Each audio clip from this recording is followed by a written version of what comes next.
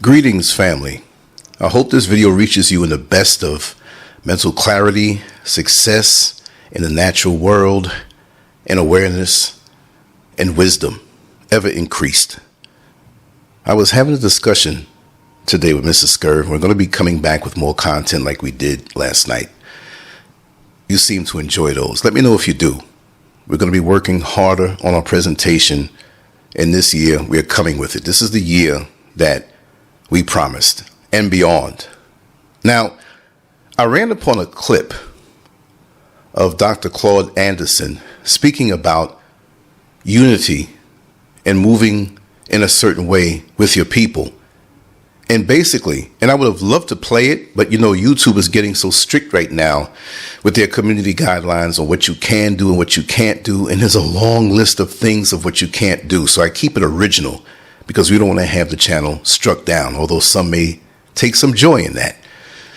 But Dr. Claude Anderson basically said that we don't move in a unified fashion, that, for example, when you look at the Chinese all over the world, they're very selfless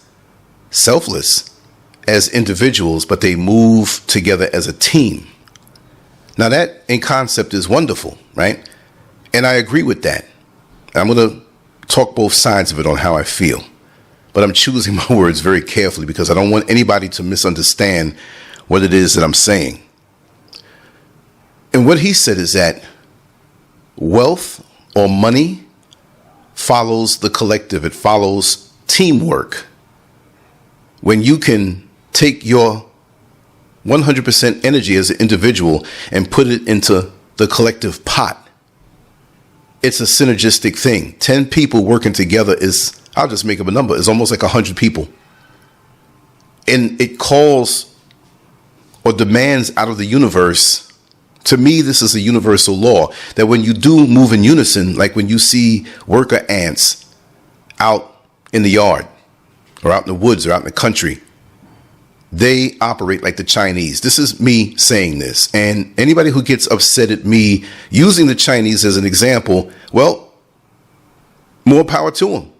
And I say, may they take over the world. Do I want to say that about them and not us? No. But they're showing you through how they move what to do. And us as black people do not do that. But that's later on. I'm going to say that speak on that in a few minutes. But he said that the teamwork is what brings the wealth. The collective energies put together is what brings the advancement. See?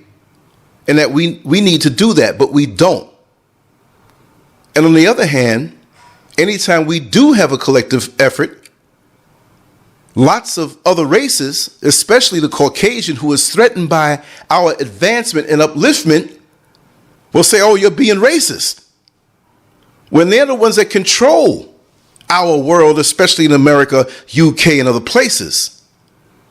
They say we're racist for wanting to stick with each other and stick amongst each other and advance each other because they don't call the Chinese people racist for only hiring Chinese. Right? That's what he said. But and I'm going to add on to it. He is so right. But we expect the white man, and for all you white folks out there, you've been listening to Minister Farrakhan, Malcolm X, you climb up on those videos on the sly. And you know when we say the white man, we don't mean just one white man. It's the system. So this is our way of saying it amongst each other, and you know that. And anything we say that we want to do amongst ourselves, you get online in the comments section and you say, oh, you're racist for this, and you're racist for this. What the hell were you all those hundreds of years getting free labor, raping and robbing and taking people's land? That's the power move, even though it's not morally correct. So us wanting to be to ourselves, are we Jim Crowing anybody? Are we killing anybody? Are we raping anybody? Are we stealing from someone? This world is big enough. This thing you push called overpopulation doesn't exist, especially when you can take all of the population of the entire planet and put everybody in the motherland. We ain't suggesting that because we got the best piece of the pie. And you'll still have acres and acres and miles of land individually if you put us here. So how are we overpopulated?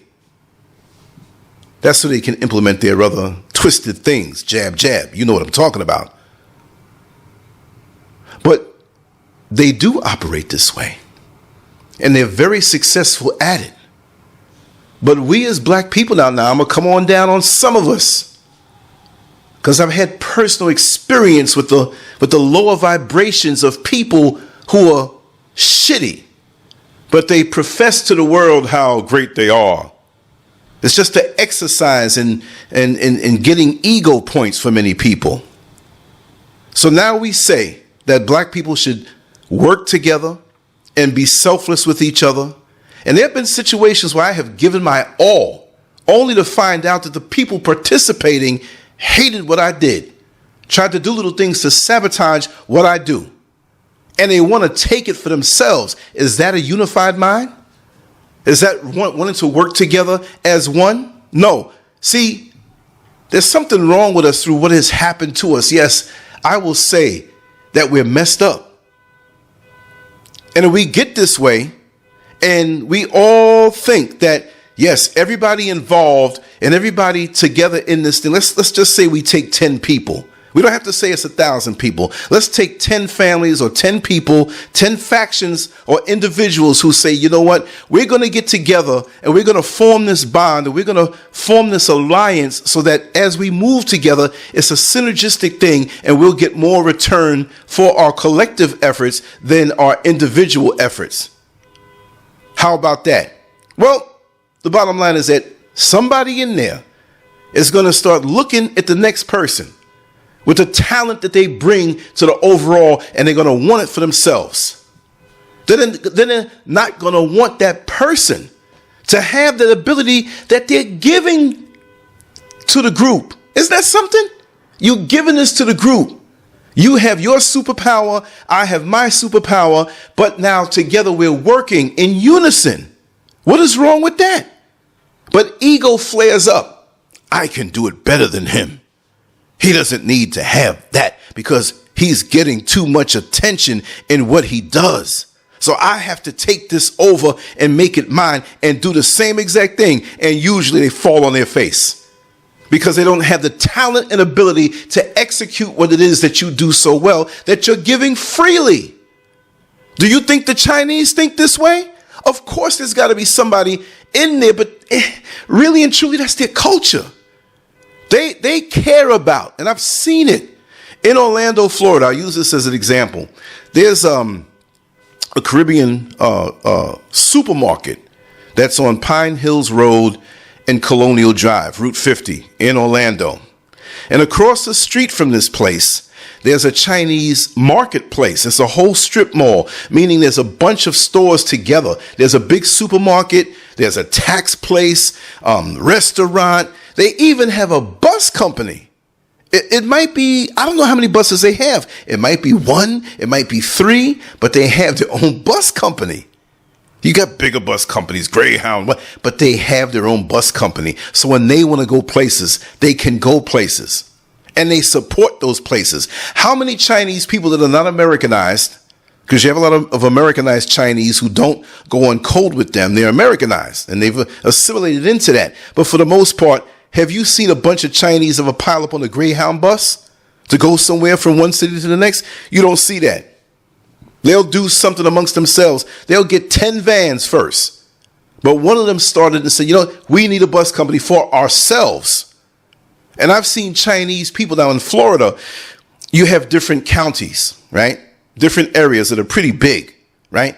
You know, you have Volusia County, you have Broward County, you have, Orange County where Orlando is. And I've seen, because I watch, in the parking lot of that Chinese strip mall, which invites everybody. See, they'll take anybody's money. But the Chinese are only going to spend with their own. And your money's extra. They may not even like you. They're not going to hire you, but they're going to take your money when you spend it there. Where do we spend for us to build ourselves up, right? And that's the promise. That's the commitment. I've seen people, Chinese people, come from Broward County, which is a couple of hours drive from Orange County, just to go into that store and shop. So you think they really want to take time and drive far and spend money? It wasn't about the price in the Chinese supermarket. It's about getting your money into the people who look like you, who can serve you back when you need. How many of us are doing that? We're not doing that at all. When we see a black business, we don't support it. And lots of times, the black business, not all, they're looking to rip the people off or not provide the service. And you've given it to them because they're black. And they don't give a damn about you. There's no sense of selflessness in the black community. It becomes a money grab. We talk righteous and we have big egos behind it. Yeah, okay, yeah, black, buy black, yes, I'm not supporting you. Doesn't mean you have to give your money out to everybody. But what about our financial system and circles? That at the bottom line, we have our own, right? And we don't have to go, where are our black lawyers? Yeah, the black lawyer can go and represent a white family, a Chinese family. They're getting that outside money. The trick is to hold on to what you have within your community and use that collectively to catch the other money that will actually boost you up. You see, when you look at a satellite dish on your roof, that satellite dish is there to collect the signal from the satellite. And it may be different satellites that it utilizes. You move it a little bit, it hits the satellite, but it collects. So when you see a Chinatown or an area, it could be it could be Korean, it could be Chinese, Japanese, but they usually clump their businesses up together because they know it's a one-stop shop for those who look like them. And if you want to stop by and indulge in their culture and indulge in their food or indulge in their acupuncture, right? Brain fart. I just woke up, y'all. Then you can. That's extra. They're not going to say, no, we don't want you here, but they're not going to hire you. So why don't we do the same thing? But again, like I said, if we do that, they're going to call us racist. You got people because they don't want to see us unified. None of them do. Because guess what? They get a whole lot of money from us. And if we unified and brought the collective together for ourselves as leverage, see? Me and Mrs. SCURV was speaking earlier, and this is what fired me up too. She was saying, well, they'll get and a lot of people say this, well, they're the ones who will get the money at the bank for loans and we won't. Well, I say this, and I may not have realized this or thought about this years ago. It's because them banks know they're going to get their money back. And they know they're working as a collective. So it's easier to give it to them. But after a while, they don't need it. And in the beginning, they weren't waiting for a bank or waiting for a loan or waiting for a handout. And this is where, reparations are in place. But why are you going to sit down and do nothing until that time comes? If it comes, you can see they're fighting against giving us anything. And it's well earned because we were the bank of elbow grease and effort. And we gave them that. Now, we didn't they took it. But we gave it. We had no choice. So that it's almost like defaulting on a loan what America has done to us. But we have to sometimes write it off. You don't pay a certain bill to the bank or credit, they write it off. And after 7 years, it's off your credit. So we need to have the mentality of writing it off while hoping that it does come. For those who are fighting with it, kudos to you, because you know what? Once they start giving it out, my hand will be reached out. But until then, I'm not going to sit here and a reparation. Each day that the Creator gives you is something that you have to do as a building block for the future. But we don't think that way. Now, here's the other point, and I started to bring it up before. That collective thing and the envious entities that are there. And just like Mrs. SCURV was saying, we were speaking about how it takes a village to raise a child. And she went in a different direction, and that's something we're going to do later on, maybe for 10 minutes. Because I'm serious about, and we're both serious about getting the discussions going. You know, I talk about things that happen in the world only because I see a certain angle in it, but we're not reporters. But this is shoot from the hip, because there is no script in me saying what I'm saying right now. But that whole, it takes a village to raise a child. Now, we're not talking about children. We're talking about building the village. We'll talk about the children part later on. But there's so many people who say, yes, we need to get together. We need to get together. Only because they see the benefits of the collective in what they can take for themselves. And they get mad when they realize they shut out once you realize they're frauds who are really leeches. Because many times with these people, they have not been doing something in the past. They have no track record. And we can't give people a pass just because they're black, melanated, carbonated, copper colored, whatever you want to call it. The kinky haired, wide nose, thicker lips, which are beautiful people of the world. We can't let everybody in because too many people who are damaged, because most of us have a scratch or a dent, just like in the appliance store where they say, oh, here's a scratch and dent sale. It's mechanically proper, but it has a scratch or a dent because in transportation it may have fallen. Well, a lot of us are not even mechanically proper, working in the head.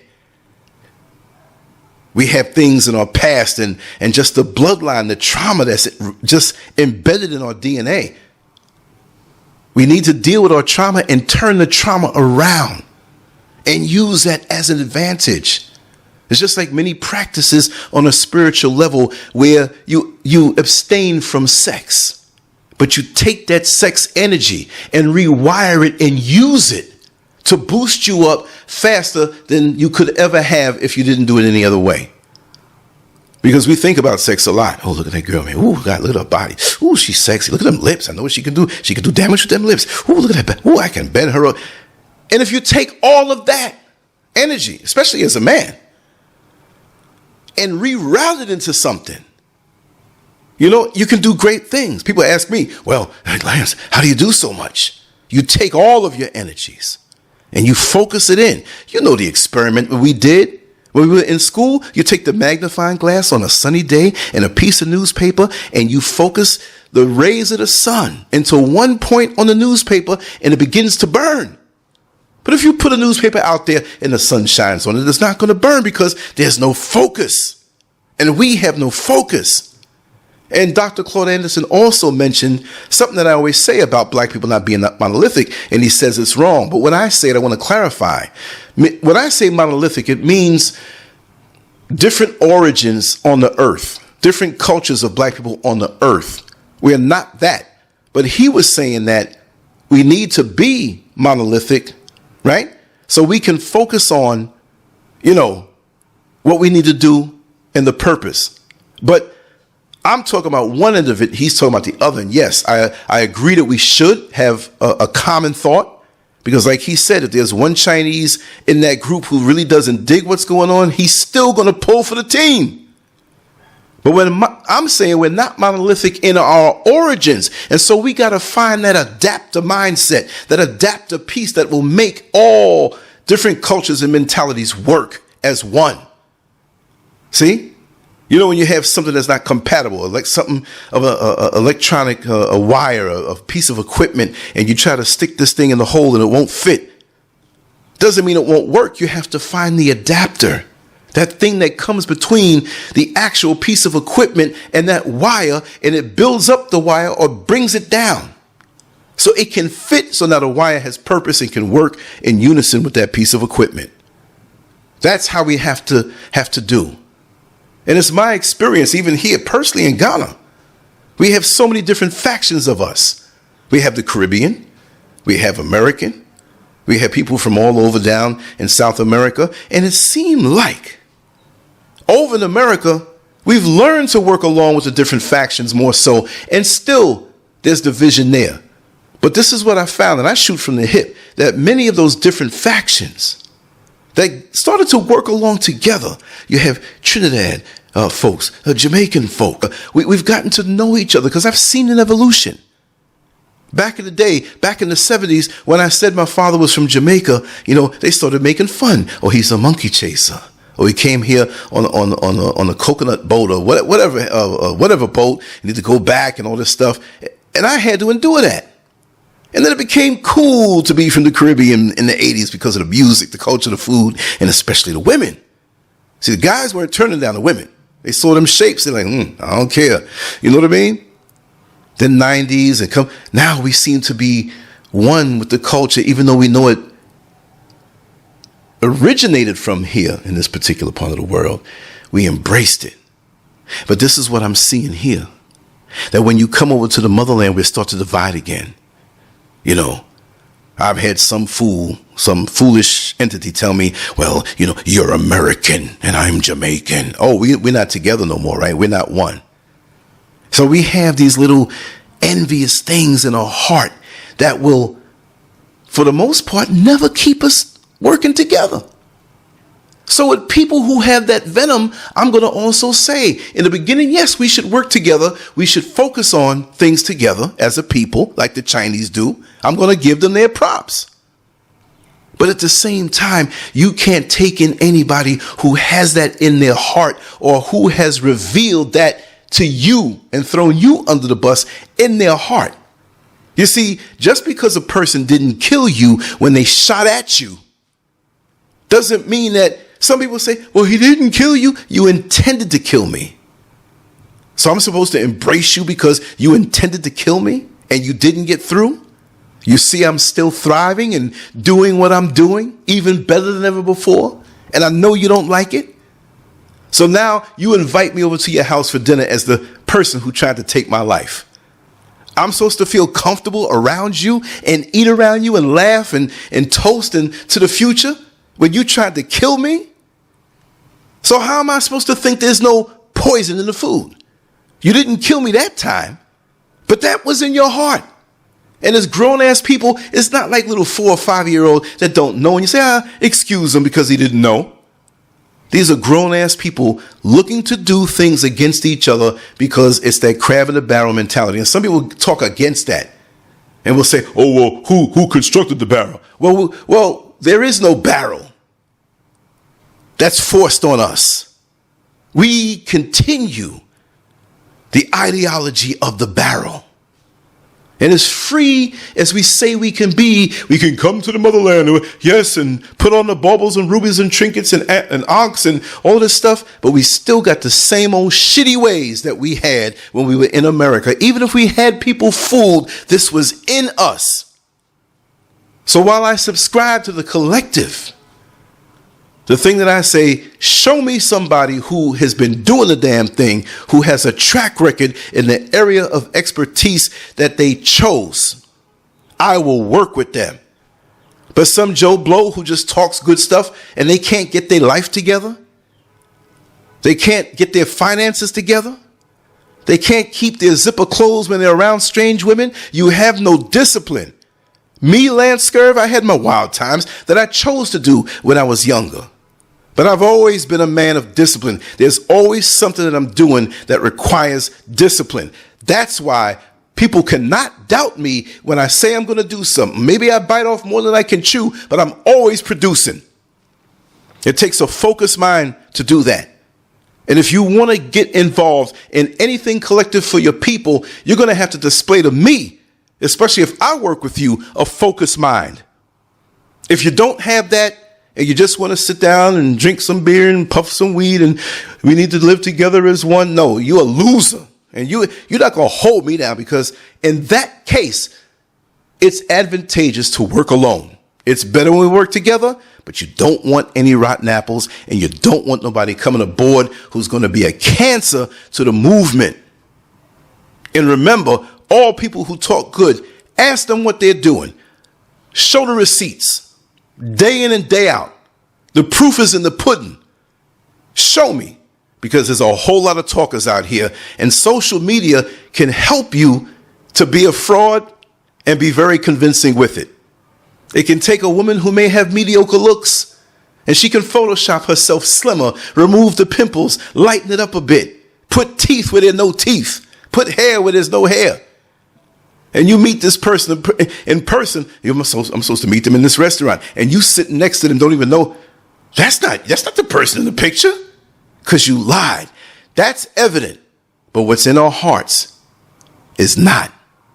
So be very careful when you form groups, because there will always be somebody, it seems like, hopefully not, that there's somebody who's envious on what you bring to the table, and you'll be better off by yourself. So the ideology should be, but check who you work with, because they could bring everything down and everybody's working on their own, which I have no problem doing because I'm quite effective at what I do. And for me right now, it's best that I work alone. Smooth sailing, nothing in my way. I've learned the hard way and I'm a better man for it. I hope you got something out of this. I was all over the place, as I usually am, because I'm passionate about these topics and conversations. I just don't want to talk about celebrities and who got who pregnant and who got caught sleeping with this one or whatever. Yeah, if there's a point to come out of that, I'll do that. If there's an angle or a lesson to be learned, I'll do that. But I spend a lot of time at home cultivating my thoughts, firing myself up, and I think you can feel my passion. I just want to say I love you all. Lancescurv out. Leave your comments and subscribe if you're new to this channel, and go to Lancescurv.com, where we'll have the more hardcore stuff, which is my long-standing website. And for convenience, you can have an intimate relationship with our content by downloading the Lancescurv app at the Google Play Store, the App Store, and Amazon right in your phone. It's a beautiful representation of all the work that we've done collectively with the many people who have contributed, that you can find stuff, old stuff, recent stuff, categories, people, and you'll never be bored. If you tell me in your daytime that you're bored, it's because you don't have the Lancescurv app in your phone. Check it out. If it's crappy, delete it, but I bet you'll get hooked. Anyway, I'm on to the next one. Mr. Scurv is ready to feed me up, fire me up. I'm probably going to go on the rooftop and do some more stuff. This is the new year. It's time for some action. No more talk. It's time to do. Much love. Peace. Fool me once, fool me twice. When you're hiding things, might as well be lies. Can you ever get it right? How long will I let this shit fly? Hit up my girls, pull up, I'm outside, waiting by the curb. Too upset to drive, you getting on my nerves. We gon' get lit on this ride. I look too damn good to fight. Don't expect me to come home tonight. Don't worry about me, see you in the morning. Bet you never thought that I would leave. Think I had about enough. I mean, hold up, you could call me on my bluff. I ain't coming, don't wait up. You gon' miss this body, too late, oh I'm sorry. Bet you never thought that I would leave. Had about enough. Hold up, call me on my bluff. I ain't coming, don't wait up.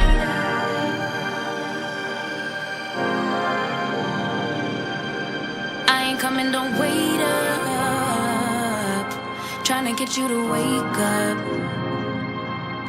I ain't coming, don't wait up. Can't ignore my intuition, baby. I know you're typing every game you try to play. You know you could get replaced, ayy. Cause I won't track around, no dead weight. Hit up my girls, pull up, I'm outside, waiting by the curb. Too upset to drive, you getting on my nerves. So we gon' get lit on this ride.